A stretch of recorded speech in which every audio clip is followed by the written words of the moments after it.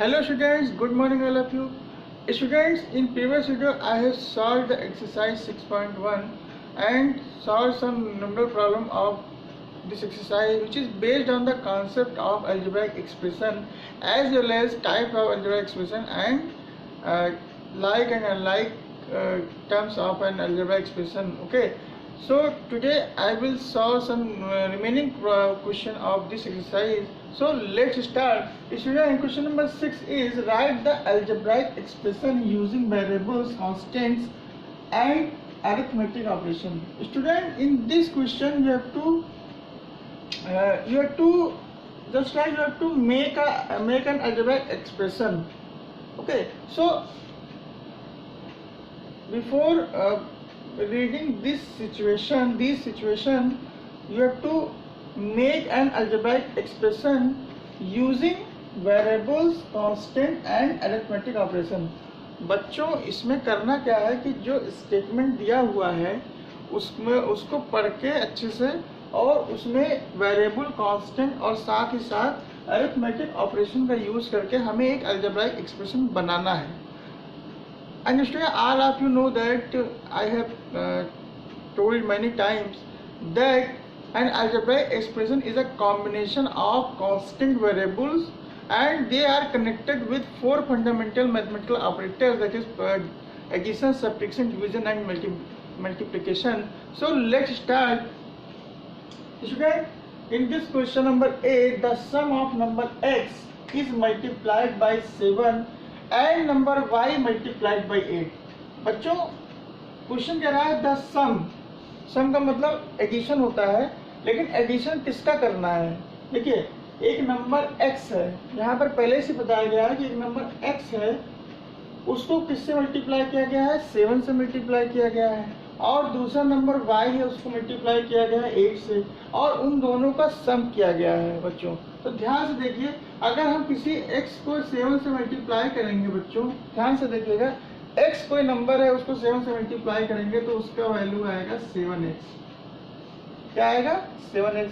अब आप कहेंगे कि हम इस तरह भी तो लिख सकते हैं, x7 भी तो लिख सकते हैं, लेकिन जनरली क्या होता है बच्चों कि जो कोएफिशिएंट होता है वो हमेशा आगे लिखा जाता है, जो लिटरल फैक्टर. अब यहाँ पर x क्या है बच्चों? लिटरल फैक्टर है. क्या है बच्चों? लिटरल फैक्टर है. और 7 क्या है? कोएफिशिएंट है, न्यूमेरल कोएफिशिएंट कह सकते हैं इसको हम. This is called numeral coefficient. तो बच्चों, जो हमेशा न्यूमेरल कोएफिशिएंट होता है वो हमेशा लिटरल फैक्टर के जस्ट बिफोर लिखा जाता है. This is the rule and this is the concept. How can we express the coefficient with variable? Okay, so keep in mind this concept. If you want to write numeral coefficient and literal factor both, then first of all you have to write the numeral coefficient, then after you have to write literal factor. Okay, so अब बच्चों देखिए, जैसे मान लीजिए यहाँ पे लिखा है y को मल्टीप्लाई किया गया है 8 से, y इंटू 8, इसकी वैल्यू क्या लिखेंगे हम? 8y लिखेंगे, ना कि हम y8 लिखेंगे. This is wrong. और इन दोनों को प्लस करेंगे हम तो कितना आएगा बच्चों? 7x plus 8y. बस यही इसका अलजेब्राइक एक्सप्रेशन रेडी हो गया. This is the answer. कुछ समझ में आया? तो यहाँ पर यही आपको लिखना है कि अगर कोई नंबर x है उसको 7 से मल्टीप्लाई किया गया है और दूसरा नंबर y है उसको 8 से मल्टीप्लाई किया गया और उनका सम जो है किया गया है, तो उसका अलजेब्राइक एक्सप्रेशन क्या होगा? तो उसका जो सॉल्यूशन होगा बच्चों वो हम क्या लिखेंगे? 7x plus 8y. This is the answer. बस यही आपको आंसर लिखना है. बच्चों, इसमें हमें करना क्या है? सिचुएशन को पढ़ना है, उसके अकॉर्डिंग हमें अलजेब्राइक एक्सप्रेशन बनाना है. बस सिर्फ अलजेब्राइक एक्सप्रेशन बनाना है. ओके, वही इसका आंसर हो जाएगा.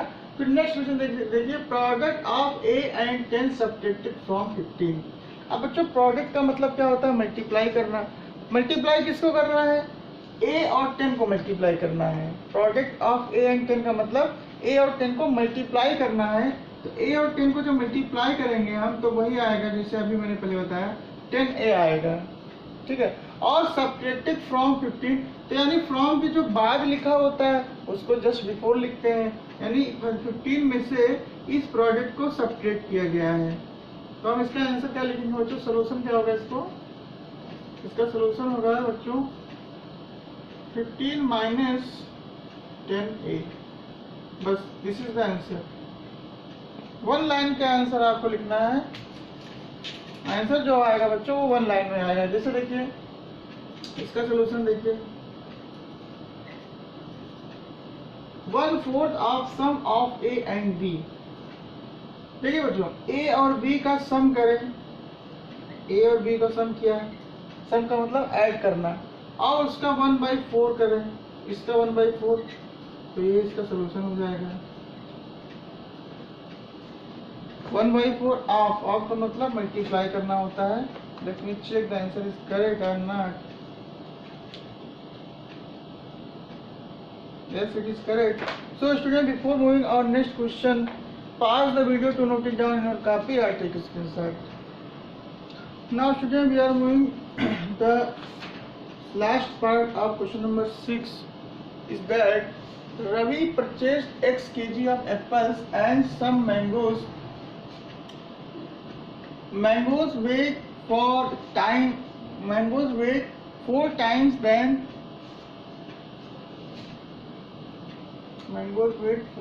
than that of apples. Find the total weight using algebraic expression.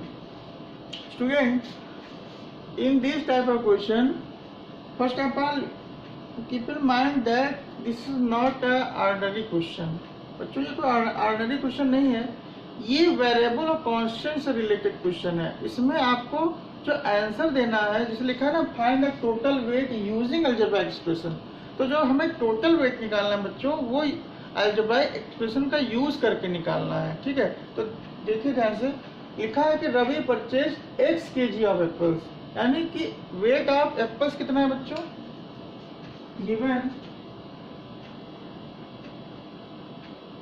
weight of apples is equal to x and weight of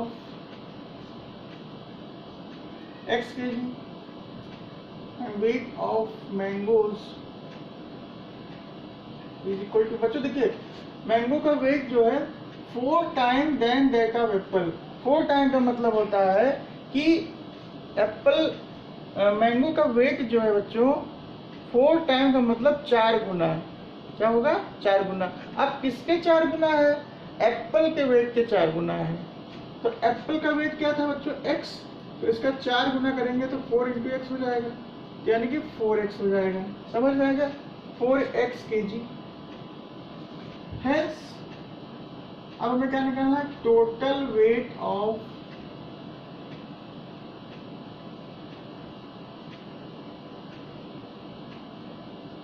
apples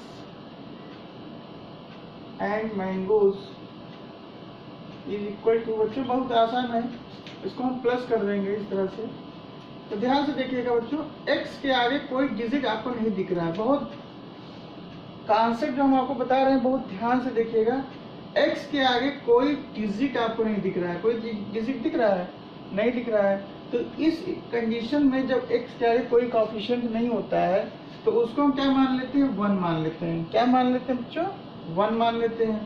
अब ऐड करना है, ऐड करने के लिए हम क्या करेंगे, सिर्फ डिजिट को ऐड करेंगे, आपका वेरिएबल वही रहेगा, you have to add only digit. तो आपको मालूम है कि 1 और 4 को जब ऐड करेंगे तो 5 आएगा ना 5, और x को एज इट इज यहाँ पर लिख दिया जाएगा। यानी टोटल वेट जो आएगा एप्पल्स एंड मैंगो का वो कितना आएगा बच्चों, 5x आएगा। तो हम इसको इस तरह भी लिख सकते हैं 1x + 4x that is 5x kg and this is the answer. अब ये आंसर इसलिए सही है क्योंकि बच्चों इसमें लिखा था find the total weight using algebraic expression. तो आपको मालूम है कि algebraic expression is the combination of constant variable with connected by 4 fundamental mathematical operators. तो 5x is the constant variable and these constant variable is connected by multiplicative operator, so it is an algebraic expression, so the answer is correct. Okay, now we are moving our next question, very important question of this concept, and I have discussed in previous video that if you find the degree of the algebraic expression, then first of all you have to pick an term with highest degree. बच्चों अगर आपको किसी भी algebraic expression का degree बताना है तो उस अलजेब्राइक एक्सप्रेशन में ऐसे टर्म को हमें चूज करना होता है कि जिसका पावर सबसे ज्यादा होता है। देखिए अब पावर देखिए बच्चों, ए का यहाँ पर पावर क्या है 3 है और बी एंड सी का पावर कुछ नहीं दिख रहा है। तो देखिए बच्चों अगर किसी वेरिएबल का कोई पावर नहीं होता है, if any variable have no power, then it is understood that you have to choose this variable has power 1। यानी कि बच्चों अगर कोई भी वेरिएबल है विदाउट पावर में लिखा हुआ है, कोई भी वेरिएबल विदाउट पावर में लिखा हुआ है, तो हम वहां पर 1 मान लेंगे। देखिए जैसे मान लीजिए यहाँ पर बी और सी का कोई पावर नहीं लिखा है, तो यानी कि बी एंड सी में ये अंडरस्टूड है, ये पता है पहले से कि बी एंड सी का पावर 1 होगा। ठीक है, तो अब ये कॉन्सेप्ट आपको यूज करना है बार बार, जहां जैसे मैंने अभी बताया कि जिस वेरिएबल के आगे कोई कोएफिशिएंट नहीं होता है वहां पर 1 मान लेते हैं। ठीक उसी तरह से अगर किसी वेरिएबल के पास कोई पावर नहीं है बच्चों, तो वहां पर भी हम 1 मान लेंगे, 1 एज्यूम कर लेते हैं, because 1 is the very interesting number, because if you want to write any number with fraction then it is very easy। अगर आपको बच्चों लिखना है 5 को फ्रैक्शन में तो 1 मान लेते हैं। तो जहां पर हमें 1 की जरूरत होती है वहां पर हम 1 को यूज कर लेते हैं, तो ऐसे इसमें भी यूज करेंगे। तो ध्यान से देखिए बी और सी का पावर 1 है और हाईएस्ट पावर इसमें 3 को माना जाएगा। तो यहाँ पर लिखेंगे here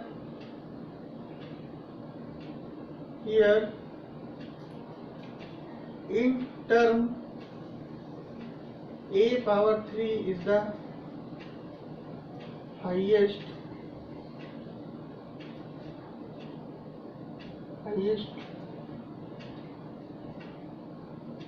power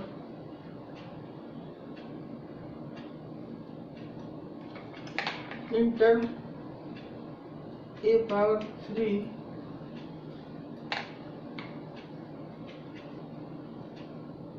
is the highest power, hence degree is equal to 3। ये हो गया, डिग्री 3 हो गई, क्योंकि जिस वेरिएबल का हाईएस्ट पावर जितना होता है वही उस पूरे पॉलिनोमियल या पूरे अलजेब्राइक एक्सप्रेशन की डिग्री हो जाती है। ठीक उसी तरह से देखिए, ध्यान से देखिएगा, इसमें 2 है, यहाँ 2 है, x power 2 y power x power 2 and z power 2 लिखा हुआ है, और यहाँ पर क्या लिखा है बच्चों 12xz लिखा हुआ है।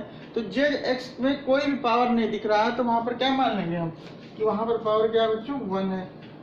तो 1 को ऐड करेंगे तब भी 2 ही आएगा, और यहाँ पर देखिए बच्चों 2 और 2 को प्लस करेंगे तो कितना आएगा 4 आएगा। ध्यान दीजिएगा क्योंकि यहाँ पर 2 वेरिएबल्स में पावर है और 2 वेरिएबल्स में 2 पावर है, सबको प्लस करेंगे तो कितना आएगा 4 आएगा, और यहाँ पर x और z में 1 पावर है और 1 को प्लस करेंगे तो 2 आएगा। तो 4 क्या होगा बच्चों 2 से बड़ा होगा, इसलिए जो हाईएस्ट पावर इसका हो जाएगा 4, यानी इस पूरे पॉलिनोमियल की डिग्री भी हो जाएगी 4। तो यहाँ पर लिखना पड़ेगा here in term 12x² and z², the sum of exponent is equal to 2 plus 2 यानी कि 4,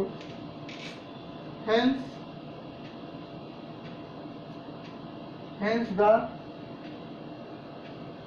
power of hence the degree is equal to, यहाँ पर लिखिए बच्चों hence the degree is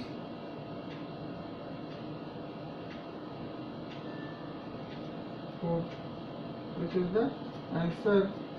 यहाँ पर क्या हो जाएगा बच्चों 4 डिग्री हो जाएगा। अब इसमें देखिए बच्चों हियर देखिए बच्चों यहाँ पर 2 पावर है, 2 2 2, तो 2 2 4 4 2 6 और यहाँ पर देखिए 3 3 6 6 3 9, और यहाँ पर बच्चों देखिए 1 1 1, तो 1 + 1 + 1 कितना हो जाएगा 3, यानी यहाँ पे 3 पावर है, यहाँ 6 पावर है, यहाँ 9 पावर है। तो ज्यादा कौन है, ये वाला 10 का पावर ज्यादा है, यानी डिग्री कितनी हो जाएगी इस पूरे पॉलिनोमियल की 9 हो जाएगी। यही आपको लिखना है। समझ में आ रहा होगा आप लोग को। Here in term a cube, b cube and c cube, the sum of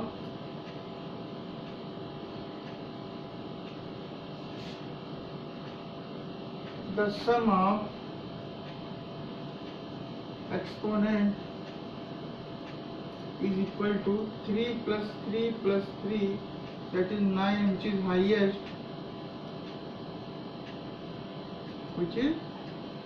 highest. Hence degree of given polynomial is equal to 9। तो इस तरह से आपको लिखना है, डिग्री कैसे लिखते हैं, ठीक है। अब देखिए यहाँ पर हियर बच्चों देखिए यहाँ पर 3 3 पावर है, 1 पावर है, तो 3 3 6 6 + 1 7। अब देखिए यहाँ सभी से ये जो टर्म होगा इसका पावर सभी से ज्यादा, देखिए 3, यहाँ पर बच्चों देखिए 2 1 1, तो कितना हो गया 4, यहाँ पर देखिए 1 1 1 3, यहाँ पर 11, यहाँ पर कोई पावर नहीं है, 0 पावर है। तो इस हिसाब से इस टर्म का पावर सबसे ज्यादा हो जाएगा, और डिग्री कितनी हो जाएगी 3 3 6 6 + 1 7। Here in term x cube, y cube and z,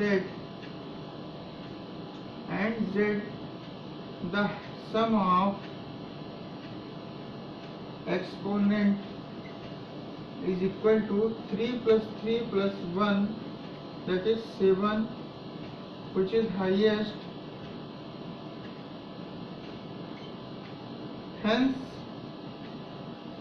Hence degree is equal to 7, and this is the answer. Student, before moving our next question, pause the video to note it down in your copy or take a screenshot. Now student, we are moving the last question of this exercise. In question number 8, if a is equal to 5 and b is equal to 6, find the value of the following: 4 minus 3a square b square। बच्चों इसमें करना क्या है, बहुत ही easy method है। आपको एक algebraic expression दिया हुआ है, ठीक। अब उस अलजेब्राइक एक्सप्रेशन में जो वेरिएबल की वैल्यू है, वेरिएबल क्या है बच्चों, वेरिएबल इसमें a है एंड b है, इसकी वैल्यू दी हुई है। a की वैल्यू 5 है एंड b की वैल्यू 6 है, ठीक है। अब इस a और b की वैल्यू को इसमें पुट करना है। पुट का मतलब सब्स्टिट्यूट करना है, पुट करना है, इसका मतलब होता है रखना, वैल्यू को रखना है और उसके बाद उसको कैलकुलेट करके आंसर निकालना है। So let's start putting a is equal to 5 and b is equal to 6 in above, we get, तो देखिए बच्चों 4 minus 3 a स्क्वायर का मतलब 5 स्क्वायर और b स्क्वायर का मतलब 6 स्क्वायर। तो देखिए 4 minus 3, 5 स्क्वायर में बच्चों 5 into 5 होता है एंड 6 स्क्वायर का मतलब 6 into 6 होता है, ठीक है। इसको सॉल्व करेंगे हम, तो 5 5 से 25 एंड 25 3 जा 75 एंड 6 6 जा 36, 75 36 को मल्टीप्लाई करेंगे 0 15, ये आएगा बच्चों 4 minus 2700, यानी कि आंसर इसका हो जाएगा 10 minus 4 is 6, इधर 9, 6 2696, इसका आंसर हो जाएगा बच्चों 26 and 96। लेकिन हाँ इसमें ये ध्यान देना है कि हमें 4 minus 2700 करना है। इसका मतलब बच्चों कि ये जो है नंबर निगेटिव में आएगा आंसर, क्योंकि ये नंबर बड़ा है। तो जो इंटीजर वाले आप कॉन्सेप्ट में पढ़े होंगे कि अगर कोई भी नंबर बड़ा होता है और जिससे हम माइनस कर रहे होते हैं उसी नंबर का साइन यहाँ पर लिखा जाता है। तो 2700 बड़ा है 4 से, तो जो आंसर आएगा वो नेगेटिव में आएगा। This is the answer, correct answer. So student, we are moving our next question, question number C is 2a square b minus 12ab square plus 9b square. Okay, so you have to apply this concept or solving this question, putting a is equal to 5 and b is equal to 6, we get अच्छा अलग अलग algebraic expression के लिए अलग अलग solution आता है। क्यों? क्योंकि अलजेब्राइक एक्सप्रेशन जब डिफरेंट होगा तो चाहे जो वैल्यू हम पुट करेंगे उसका जो सोल्यूशन होगा वो डिफरेंट ही आएगा, क्योंकि ये डिफरेंट है इससे, इस अलजेब्राइक एक्सप्रेशन से ये अलजेब्राइक एक्सप्रेशन डिफरेंट है। तो देखिए यहाँ पुट करने जा रहे हैं, a की वैल्यू यहाँ पे पुट करेंगे तो क्या लिखेंगे 2 इंटू ए स्क्वायर मतलब 5 स्क्वायर इंटू 6, b की वैल्यू 6 है, माइनस 12 इंटू ए की वैल्यू 5 है, b की वैल्यू 6 का होल स्क्वायर हो जाएगा प्लस 9 b स्क्वायर का मतलब 6 स्क्वायर। ठीक है, अब देखिए 2 इंटू 5 का स्क्वायर करेंगे तो 25 आ जाएगा, माइनस 12 इंटू 5 इंटू 6 का स्क्वायर करेंगे तो 36 हो जाएगा, एंड 6 का स्क्वायर करेंगे तो भी यहाँ पे 36 हो जाएगा। अभी देखिए 6 का स्क्वायर कितना आया था, 36 आया था। तो 25 को 2 से करेंगे बच्चों तो 50 होगा, 50 को 6 से करेंगे तो 300 हो जाएगा, माइनस 12 5 जो 60, 60 को 36 से करेंगे 216 हो जाएगा और 0 लगा देंगे, प्लस 9 6 54 5 324। अब देखिए इसमें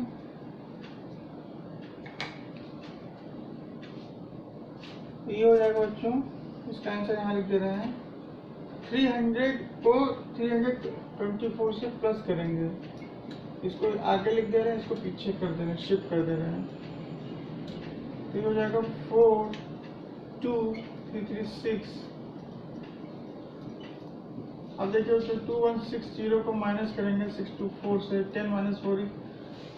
जब आपने पढ़ा होगा इंटीजर चैप्टर में कि एक पॉजिटिव इंटीजर और एक नेगेटिव इंटीजर आपस में सब्ट्रैक्ट होते हैं, कैसे सब्ट्रैक्ट होंगे? बड़े नंबर को छोटे नंबर से माइनस करेंगे और जिस नंबर का जो नंबर लार्ज होता है उस नंबर का हम साइन लगा देते हैं। ठीक है, तो देखिए पहले सब्ट्रैक्ट करेंगे, 10 minus 4 is 6, here 5 minus 2 is 3 and here 11 minus 6 is 5 and here 1। तो ये आ गया आंसर बच्चों 1536। अब चूंकि ये नंबर बड़ा है 2160 तो आगे साइन लगा देंगे माइनस का। Okay, so let me check the answer is correct और नॉट।